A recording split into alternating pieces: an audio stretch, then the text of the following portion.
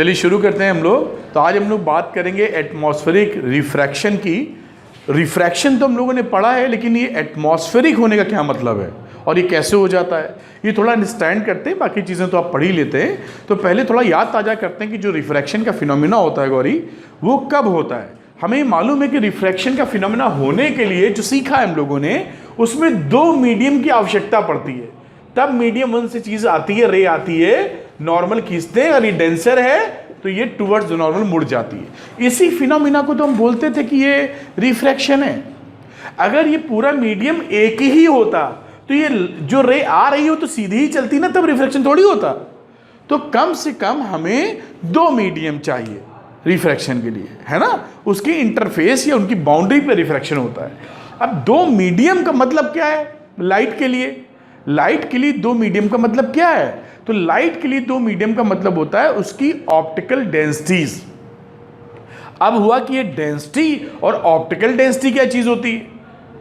भाई डेंसिटी तो पढ़ा था, लेकिन अब ये ऑप्टिकल डेंसिटी, ऑप्टिक्स का मतलब लाइट, ऑप्टिकल डेंसिटी क्या मतलब है? जो डेंसिटी आपने पढ़ रखी है नॉर्मली, वो मैंने बताया भी था अपने उस लेक्चर में ऑप्टिक्स वाले में, वो फिजिकल डेंसिटी होती है। D is equal to mass upon volume, D is equal to M/V, पढ़े हुए ना। ये डेंसिटी होती है मास अपॉन वॉल्यूम। लेकिन जब ऑप्टिकल डेंसिटी का मतलब हम सीखते हैं, तो ऑप्टिकल डेंसिटी का मतलब होता है कि उसकी ऑप्टिकल डेंसिटी ज़्यादा कहते हैं जिसमें स्पीड ऑफ लाइट कम हो जाए, और अगर ऑप्टिकल डेंसिटी कम है तो स्पीड ऑफ लाइट उसमें ज़्यादा हो जाएगी। तो ऑप्टिकल डेंसिटी इस फिजिकल डेंसिटी से फर्क होती है। आप समझ पा रहे हैं क्या? ऑप्टिकल डेंसिटी फिजिकल डेंसिटी से फर्क होती है। जैसे पानी होता है ना, पानी, वाटर, वाटर पे तेल गिर जाएगा, तेल, पेट्रोल, तेल तो चमकता है ना। तेल की फिजिकल डेंसिटी पानी से कम होती है, ज्यादा नहीं, कम, इसलिए वो तैरता है, डूबता नहीं है। तेल को पानी पे गिराओगे तो ऊपर नजर आता है तेल, तो डूबता नहीं, उसकी डेंसिटी, फिजिकल डेंसिटी कम है।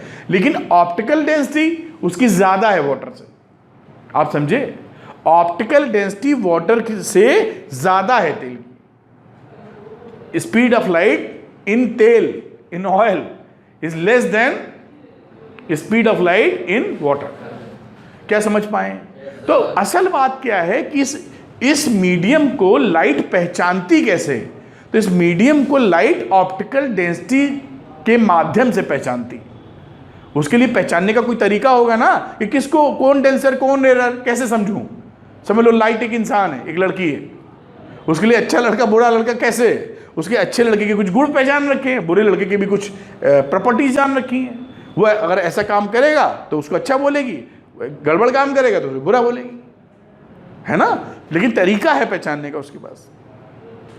इसी तरह की जो लाइट है, लाइट किसी को डेंसर या रेयरर किस बेसिस पे बोलेगी? ऑप्टिकल डेंसिटी के भरोसे पर, ऑप्टिकल डेंसिटी के फंडे पर।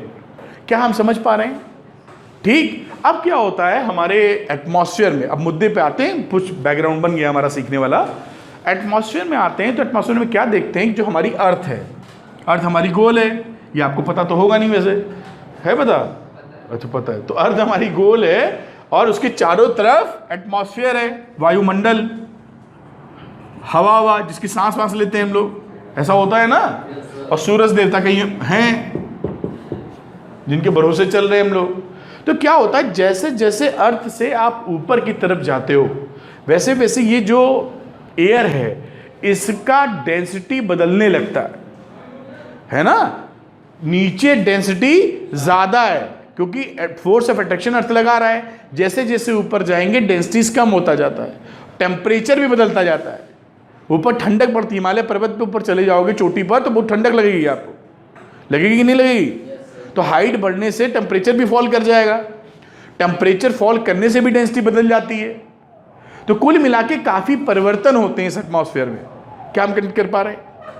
उस परिवर्तन की वजह से जब ये एयर जो है, ऐसे समझ लो एयर भरी हुई, तो इस एयर में जैसे जैसे ऊपर जाएंगे सबकी और ऑप्टिकल डेंसिटी बदलती जाएगी। इसकी 1 है तो आज 2 हो जाए, 3, 4, 5। ये क्या है? Optical densities. क्या है? Optical densities. क्यों बदल रही है? क्योंकि हाइट बढ़ने के साथ उनका डेंसिटी बदल रहा है, टेम्परेचर चेंज होने के साथ भी उस पर फर्क पड़ रहा है। ऑप्टिकल डेंसिटी बदली तो लाइट जब उसमें जाएगी तो उसको अलग अलग माध्यम, अलग अलग मीडियम समझेगी ना, क्योंकि ऑप्टिकल डेंसिटी के भरोसे ही तो पहचानती थी वो। अब अलग अलग ऑप्टिकल डेंसिटी मिल रही है तो कहेगी अलग अलग मीडियम है, और अगर अलग अलग मीडियम है, मीडियम 1 2 3 4 5 है, तो हर मीडियम में इसको डांस करना पड़ेगा। रिफ्रैक्शन मतलब हर मीडियम में कमर हिलानी पड़ेगी हर स्टेप पे, जैसे गाना बजता है, तो यही तो हो रहा है। तो जैसे मीडियम बदला वो पता लगा अंदर या बाहर जैसे हिसाब से चल रहा है वो घूमनी शुरू हो गई, और उसे क्या बोलेंगे आप? रिफ्रैक्शन। इसी को बोलते हैं एटमॉस्फेरिक रिफ्रैक्शन। कितनी मजेदार और सरल बात।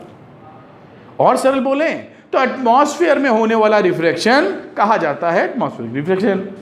बस मुद्दा ये कि पूरी बात हम फील कर लें, समझ लें कि कहानी कहाँ से शुरू हुई, कहाँ पहुंची, वरना तो एक लाइन में ही कंप्लीट कर सकते हैं, लेकिन रट्टा नहीं लगाना अपने को वो चीज़ फील सीखनी और फील महसूस कर लेनी।